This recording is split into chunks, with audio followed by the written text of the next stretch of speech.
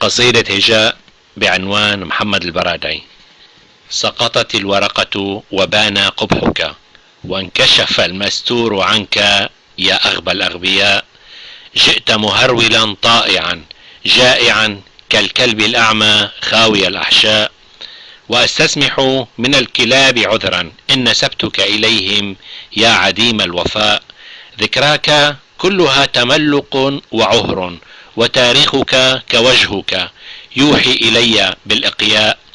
على ما خطت يمينك من كتابات وشهادات كاذبة بحق العراق وكلها افتراء. ادعاءات وهم باطلة محضتها شمس الأيام، فعلام تبرر وكلك أخطاء. وعلام تفند من أقاويل ومواقف وأعمال ذهبت هباء. مضغت كلقمة ولاكتك أنياب، وبصقت كمضغة داسوا عليها بالحذاء. والحذاء محبب وننتعل به، ويقينا من حر الأرض الجرداء، وله أسعار وأثمان غالية، أما أنت فرخيص كأتفه الأشياء. سأبحث عنها من حملت بك لأسألها إن كنت نسبا أم صنعة فحشاء.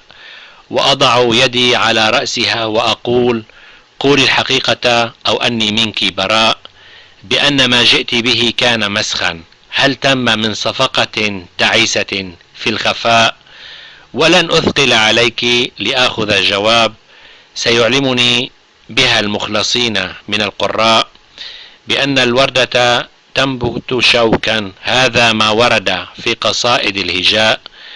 وأن البرادعي تمكن من قطع الحبل حول رقبته، وولى هائما في البيداء قاصدا وجهة مصر، عله أن يولى حاكما أو أن يكون من الخلفاء، لتستمر عادة قديمة بأن الحكام عند العرب كانوا من اللقطاء، ويجب أن نعريهم كما تعرى آنف الذكر، وأن لا نحتكم أبدا لقاموس الحياء، لأننا قد بلغنا سن الرشد وبدأنا في أخذ دروس في الولاء.